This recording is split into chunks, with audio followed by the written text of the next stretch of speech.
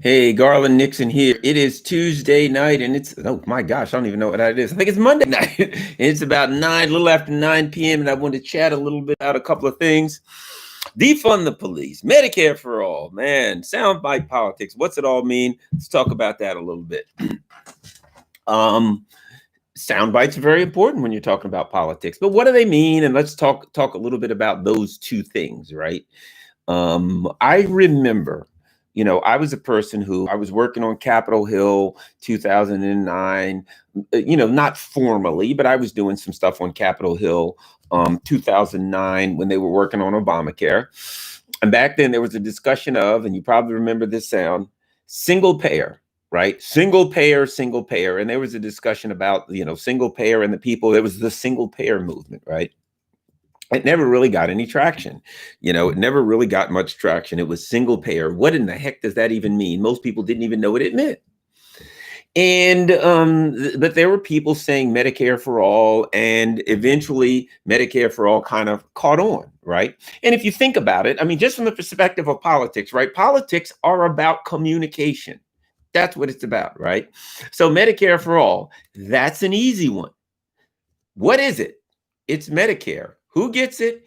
Everybody. It's a perfect Medicare for all is a perfect soundbite. I actually believe one of the reasons is that Medicare is called on for all is because it's so easy to understand, and in that it's easy to understand, it sounds simple for people. Hey, Medicare for all. What is it? It's Medicare, and everybody gets it, right?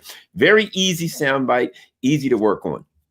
One of the things going on right now with the protesters, right? We'll talk about that a little bit, is the concept of defund the police. In my opinion, it's easy. It flows off your mouth. And I'm not talking about right, wrong, good, bad, or not. I'll talk about that a little bit. I think it doesn't make much sense. But the problem with defund the police is that, like Medicare for all, it rolls off the tongue easily, right? Defund the police. Oh man, how smooth is that? It's like my name, Garland Nixon. Easy one, isn't it? Smooth, just kind of rolls off the tongue, doesn't it? Defund the police does too, but here's the problem with it. If you think about it, what actually happened, I'll talk about that a little bit. There was initially some protests.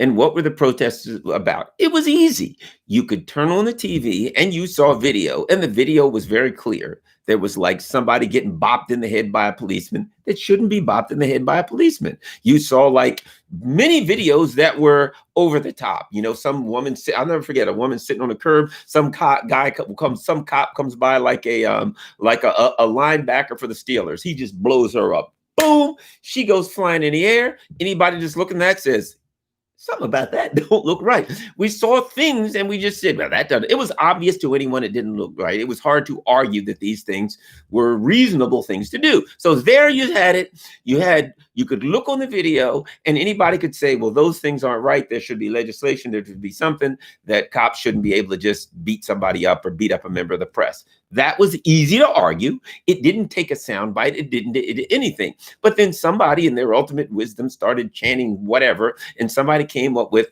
defund the police. Very, very bad idea in my opinion for this reason. Because what you go from is an argument that you can't really lose.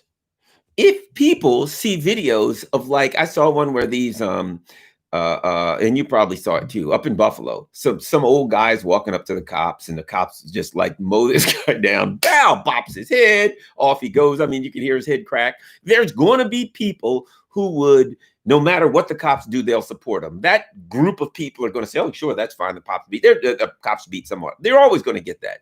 But the overwhelming numbers, the overwhelming percentages in America are going to look at and say, that ain't right.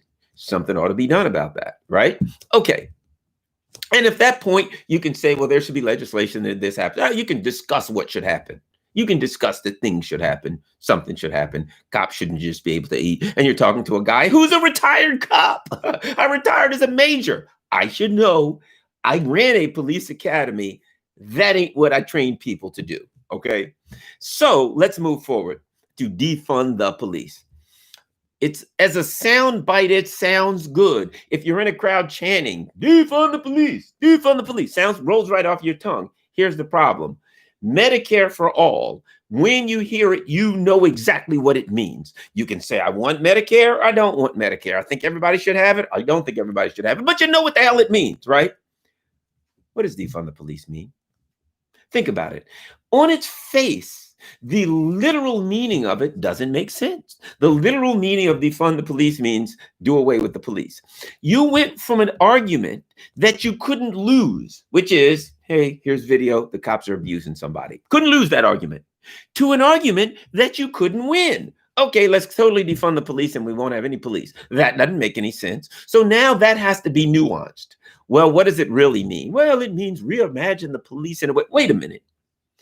If you are making an argument that to even get any sense out of it, after you say it has to be nuanced, you're making a very, very bad argument. So from the perspective of, let's just say, public relations, defund the police is a very bad PR move. It's a very bad thing to say because they went from an argument they couldn't lose to an argument they couldn't win. Let's go further. The other problems with defund the police, another problem with saying that. Because defund the police. So I'll put it like this. Neoliberalism, globalism, what is it? Everything is about money. It's about not too much money. You're not giving a hootie. Everything's about money. That people don't do wrong things or right things. There's not issues of cultural issues, organizational issues. No. It's just about money. You get more money or less money, right? It buys into the argument that the problem is financial. Right? Well, we've got problems with cops. Well, it must be financial. They must either have, then somebody's going to say, well, the way we'll fix it is give them more money. And then the other person's going to say, no, the way we'll fix it is take money away from them. You are buying into the argument that everything is fixed by either giving it more money or less money. There are things that are fixed by giving it more money. You might have a school that doesn't have enough books and the air conditioners don't work. Well, clearly you need to buy buy the students books and fix their air conditioner. That's more money. There are other things that aren't necessarily fixed by money. For instance, you might have cultural issues in the law enforcement community. Yeah, I was a cop. Trust me, there are some. Those of us who are honest will admit it. Okay. But these are things that need to be addressed. But what difference does it make if you have a police department and there's issues and they're beating up people? They're doing stuff they shouldn't do. If you give them less money, they're just going to be doing it with less money. If I've got an expensive gun and the money's cut and I got a less expensive gun and I shoot somebody I don't have a right to shoot, I'm just shooting them with a cheaper gun. It's not about money. So defund the police buys into the argument that the problem with law enforcement in the nation, it's a financial argument. All we got to do is give them less money. And even then, when you say, well, defund the police, initially, literally sounds like take all the money out of the police department. And that makes no sense because it's like, okay, what's going to happen when you call 911 for a murder, bank robbery? Hello, sorry, no cops. It doesn't make sense on its face. And it doesn't delve into the reality of, let me give you an example. As a person who was a police officer. As a person, might I add, you think I don't know what I'm saying? I was the commander of the investigations division, commander of the training division. I know what the hell I'm talking about when it comes to law enforcement. If you say to me, well, Garland, you tell me something that could be done that would make law enforcement better. That's an easy one. That's an easy one. As a person who was once in charge of internal affairs, a cop does something he shouldn't do, and I got to send another cop over to investigate him. And I'm going to send somebody that he went to the academy with, someone that's the godfather of his children, someone that's on his bowling league, and you think you're going to get an unbiased investigation. Let's be honest. That ain't happening. I mean, let's just be real here. That ain't happening. In order to really have an unbiased investigation, here's what has to be done. And it's almost inarguable. This is inarguable. Sit 100 cops in front of me, and I defy one of them to tell me that this is bull crap. Any of them. The most virulent, the head of the FOP, put him in front of me and tell me this is bull crap. This is simple. What you need to do is in instances where a police department is accused of excessive force, of violence, of brutality. A lot of the laws, what you've written into is police brutality, particularly in Maryland, but excessive force, that's going to be the law, brutality, or lethal force. That's generally what you're looking at. Police brutality, excessive force, the use of lethal force. So a cop has done one of those three things or is accused of one of these three things, right? This is easy. Take the investigation out of police departments.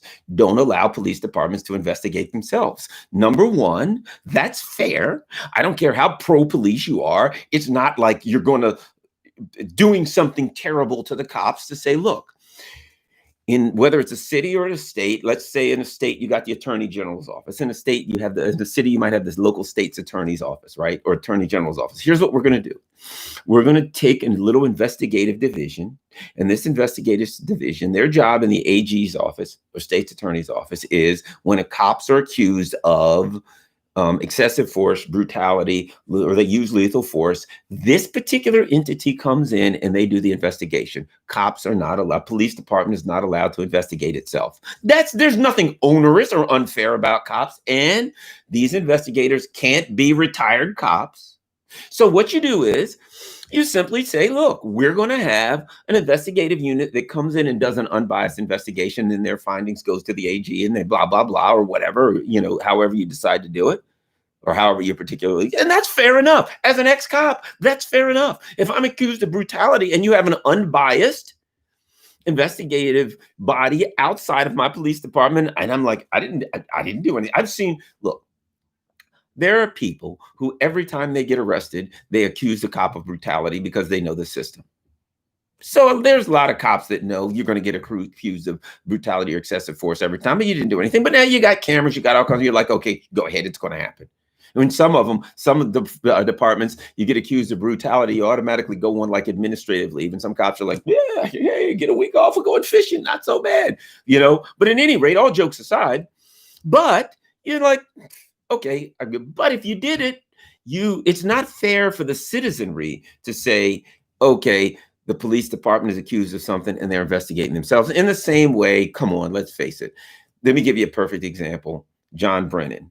The CIA was accused under John Brennan of breaking into the Senate, hacking into the Senate Intelligence Committee's computers when the Senate Intelligence Committee was investigating the CIA. Does anybody believe? Oh, let me add this. When they found out that the CIA did it, you know what they said to John Brennan, who was in charge of saying, you guys go investigate yourselves. Does anybody believe that the CIA did a fair investigation of themselves for hacking into the Senate Intelligence Committee's computer because the Senate Intel Committee was investigating them? Of course not.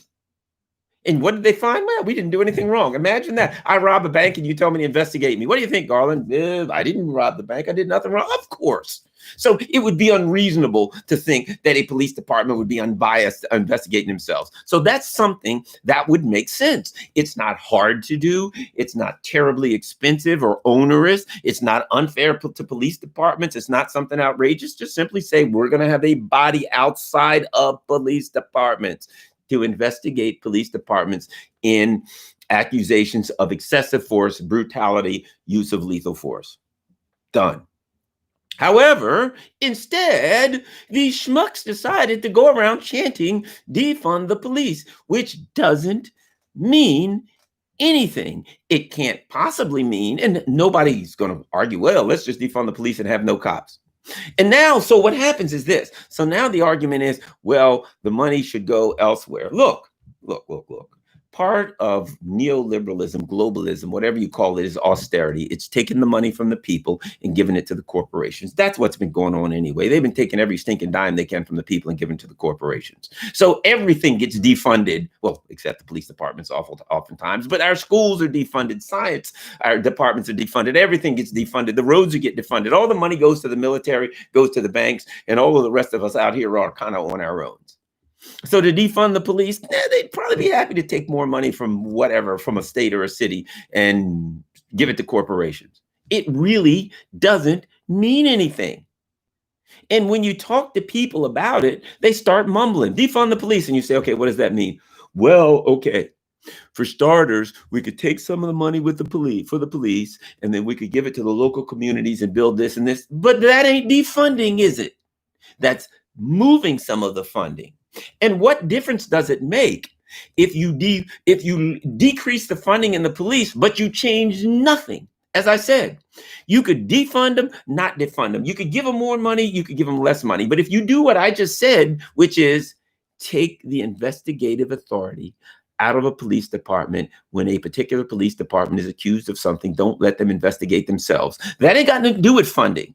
That has something to do with a reasonable thing that can be done so people can be more confident, the citizens can be more confident that they're getting an unbiased investigation. That doesn't have to do with funding. But defunding the police is a rallying cry that sounds good on the streets. If there's a bunch of people standing around, defund the police, defund the police, it sounds great. But once you get out of the street with your rallying cry, it goes nowhere. What are you going to go to? Politicians, defund the police. And cops are going to be, the politicians are going to be like, we can't really do that. You know, we got to have cops. Okay, well, what we're saying is now you're screwed yourself. Because when you go to a politician, I don't understand. When you go to a politician and say defund the police, you need to. If you go to the cops and say, I'll put it this way: if you go to your local politicians and they say, "What are you for?" I'm for Medicare for all. There ain't no explanation needed. They know what you're for. Okay, gotcha. Either they can say yes or no, but they know what you're for. You say defund the police. Now they got to get into some nuanced conversation. Well, what do you really mean? Well, okay, here's what we're saying we need to do. And now you got a long conversation. If your soundbite leaves you with a long conversation, it leaves you with nothing. And even the people, I've talked to people who vehemently believe in that. I believe in defunding the police. As soon as I say to them, I don't know what that means. Are you saying just get rid of all police officers everywhere and just have no cops? Everyone I've ever heard has said, well, no, I think what I really mean, and they get into some conversation every time. Well, maybe we could have something different. Now, if you say to me, we can rename the police, we'll call them officers of the peace. You know what? As a former cop, let me tell you, there's a lot of laws. There's a lot of statutes that refer to officers, policemen as officers of the peace. So if you said, well, for starters, we want to change their their patches to say officers of the peace. I ain't got a problem with that. Change their patches to officers of the peace. Maybe that'll make a difference. Maybe people will be fuzzy or something, but that's something you can say. Yeah, well, for starters, we want to change their patches to say officers of the peace. And on the side of their cars from now on, we want to say officers of the peace. Fine, great, wonderful. That's something that they can be done. But when you say defund the police, you have to have a complicated, nuanced conversation to explain what the hell you meant. Because even the people who, like I said, I've asked people who are diehard defund the police people, and I'm like, I don't understand what you mean. And then they start and then it takes them a half hour to explain it. And it usually goes something like this. Well, you have to take money that you're using for the police and you could put it into local communities, and we could come up with other people to help mentally ill and the homeless. And they're great, great, great. Great, wonderful, fine. Well, then say that. Don't say something that is the opposite. And it starts an argument, a discussion that you can't possibly win. That's obviously not what you mean. It just sounds good. So in my opinion, it's a boneheaded soundbite. It is a wrong-headed soundbite. Where I would probably, being a left-leaning person, when you talk about police violence and things like, I'm an ex-cop. When I've seen police violence in my life. And when you talk about things like that, I'm probably going to be on your side. And when you say defund the police, what you're getting at is maybe some cultural changes in law enforcement. I'm probably going to be on your side. But you know what I'm going to tell you? But saying defund the police is a boneheaded thing. Think about Medicare for all. It was boneheaded when they used to say single payer because nobody knew what the hell it meant. And it was still about payer, and people just thought about paying. So people were like, single payer, I don't know what that means, but it sounds weird. No thanks. And then once people went to Medicare for all, people are like, hey, everybody gets Medicare? Okay, well, that's kind of, you're going to get more people with that. That's all I'm saying. At any rate, well, you know what? Michael Williams says is exactly right. Michael, thank you. He says, defund seems to be confused with abolish. And here's the bottom line, Michael. That's a good point. It's confused with something because it's not clear. If your message is confused with something else, it's a confusing message. Now, what happens when your message is easily confused? Here's what happens. Your adversaries define it, don't they? So when you say defund the police, which doesn't make a lot of sense and is confused with abolish the police, the people who oppose you, your adversaries, will define it in the worst possible way. So what they'll say is when someone says defund the police, and I actually ask that person, I don't say, you mean this. What I say to them is, tell me what you mean when you say defund the police. And inevitably, I get the same long, drawn out story about how they want to take money from the law enforcement and move it into some kind of social programs.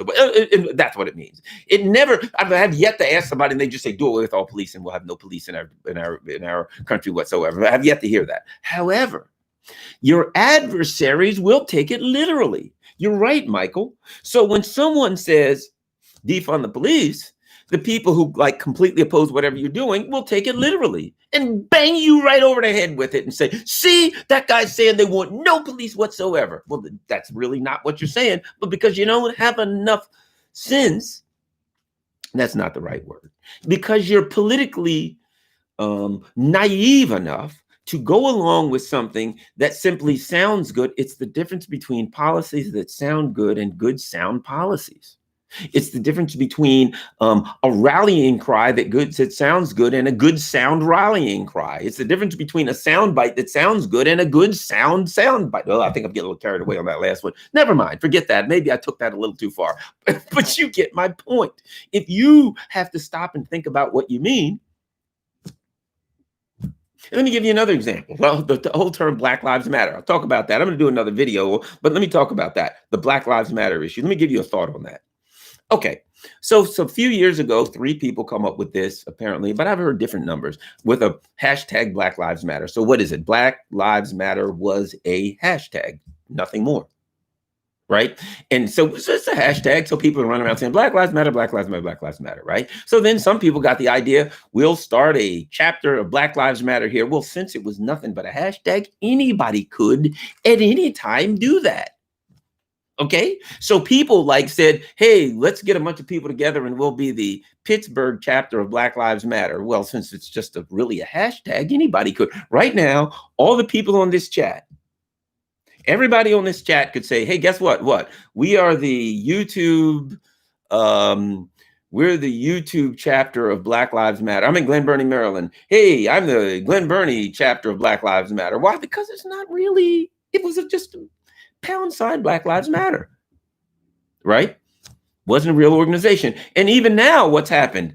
What has happened right now, because it was a rallying cry, because it was a number of things. For instance, like in the Black community, the word mofo, right? There's words, different words. The word mofo can mean anything. Right? It means exactly as what was his name said? Well, who was it in Alice in Wonderland that said my words mean exactly what I mean? You, for instance, in the Black community, you can say, man, that's a bad mofo right there. Or you can say, you stupid mofo. It could be positive. It could be good. Right? I'm happy as a mofo. You can that phrase right there can mean anything you want it to mean. It can mean 100 different things. And there's a lot of words like that we use that can mean anything, just depending on the context that you use it in, right? That's really what Black Lives Matter has been. Depends on the context you use it in. Most Black people in the Black community actually see it as literal. Most Black people, when you say Black Lives Matter, what do they mean? They mean literally Black Lives Matter. Most Black people, the term, they see it like this. This is how most Black people see the whole Black Lives Matter thing. I need to do another video on this, but I will, but I'll chat about it a little bit on this one. It means this to most Black folks. We feel as though we live in a society where our lives didn't matter as much as everyone else. And we want to argue that our life matters the same as everybody else. That's how most Black people see Black Lives Matter. Now, here and there, a chapter jumps up and some people out of the blue says, we're the Sheboygan chapter of Black Lives Matter. Well, since there's no Black Lives Matter organization, anybody can do that. You can be white. You could be a group of Klansmen and you could say, hey, we're the Klansmen of whatever, Raccoonville, Maryland. And we've decided this is a chapter of Black Lives Matter because it's not a real organization. Anybody can do that. It was a hashtag, a rallying cry, right? Which is its ultimate weakness because it wasn't anything. So now what's happened? Actually, the most horrible thing has happened. The neoliberals, the Democratic Party and their ilk, right, have decided they're going to like get the website and put together some group, which ends up trying to, completely co-opt it. If there's something to be co-opted in reality, but to say Black Lives Matter is an organization, and this organization says vote for Joe Biden, to take it and turn it into a mainstream neoliberal, yeah, we're Black Lives Matter, and we say vote for Democrats. That's the ultimate co-op, right? That's the plan. But the bottom line, they can do that. You know why? Because it's nothing but a hashtag. And it never was anything but a hashtag. So it wasn't like it was trademarked and you couldn't start something that said Black Lives Matter. The Democratic Party pretty much did. They got their website and you go there, they got like t-shirts for sale. It's Black Lives, and like George Soros gave $100 million to Black or whoever, all these organizations. And what they're doing is the mainstream people came up with some organization and they're going to call it Black Lives Matter. Since there's really no Black Lives Matter organization, and they're going to just be the neolibs and they're going to call themselves Black Lives Matter and say, vote for Biden. And that's why. So the fact is, the weakness of the whole Black Lives Matter thing is that it's just undefined, that it was just a hashtag and a rallying cry. Therefore, the neoliberals can say, we're going to start a Black Lives Matter organization, and it's just a neoliberal organization, and pro-establishment organization. And then, I don't know, around the country, all over the place, a bunch of people started the so-and-so chapter of Black Lives Matter, and that's independent because it doesn't really exist. It's not like it's trademarked. And the adversaries of it can simply define it. Black Lives Matter is fill in the blank. If you're an adversary of the protests or whatever however you see the movement, because it's only a hashtag, you simply define it. What is it? I don't like Marxists. Yeah, well, then they're Marxists. And I'm sure if you look around, you'll find some that are Marxists. If you don't like gay people, they're gay. Because it's not real. You can look in this whole movement, whatever the heck it is, and undefined, and you can find somebody in there that is something that you don't like, and you can define the whole organization by that. That's like defund the police, because it's not clear what the hell that even means. The adversaries can define it. It's unfortunate, but it's kind of a natural thing with the whole Black Lives Matter stuff. It's natural. It had to happen because people call it a leaderless movement, and it's not even really a movement. Like I said, if you're all about it, what is it? It was a hashtag. That's the reality. It was a hashtag. And guess what? And it still is a hashtag. And 99% of the people that go to a protest that people call Black Lives Matters are just people going to a protest. But now it's, some schmucks. I mean, look at Portland. Yeah, there's like 3 black folks in Portland. What was it? It was literally started as a whites only state. But at any rate, but now you've got people that are protesting against Trump. They're protesting against the government.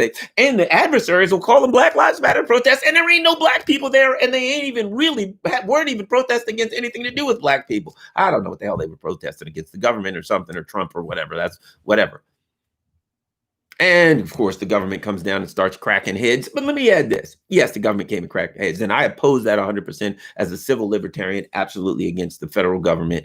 People kill me. I'm anti-government. Okay, the government's cracking heads of the citizens. Well, I'm all for that. Me ain't much of an anti-government schmuck.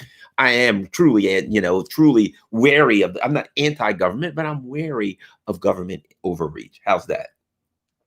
But let's not forget, Standing Rock. Let's not forget Occupy. The government came in and cracked heads of Occupy. Barack Obama was the president then. Standing Rock, Barack Obama was the president. Yeah, I ain't no Trump fan, but let's not pretend this is new. Let's not pretend it's new in a way. It's different in a way because they're sending in some guys that look like, the spooks. They kind of look like Black Ops people, look like something from a video game. True. But they came in and they busted up the Occupy people, didn't they? And, people are always like, yeah, those people, the government should come get them. Be wary, because one of these days you might be out there. And trust me, if you're protesting against the government, yeah, they'll come crack your head. So don't be so happy when they crack somebody's head that you don't agree with. You might be out there one day and they'll come crack yours the same stinking way. So I guess that's about it. I might come out a little bit later. I might come out, maybe not, but I might come out a little bit later and chat a little bit. I see some people there. But at any rate, I want to thank everybody. That's all I got to say. How long has it been? Oh my gosh, a half hour. That's plenty long enough for you guys to hear me talk. If you like it or if you don't like it, bottom line, like, share, subscribe. Please like this. So make sure you click the little bell so that you will get notified whenever I'm on. Share it on all your social media platforms. Please subscribe. I'm going to try to do something every day and talk about stuff. Excuse me. I really didn't want to get into Black Lives Matter stuff today, but I started rapping and I'm here with all my friends, so we must chat and have a good time. All right, like, share, and subscribe. Right? Peace. I'm out.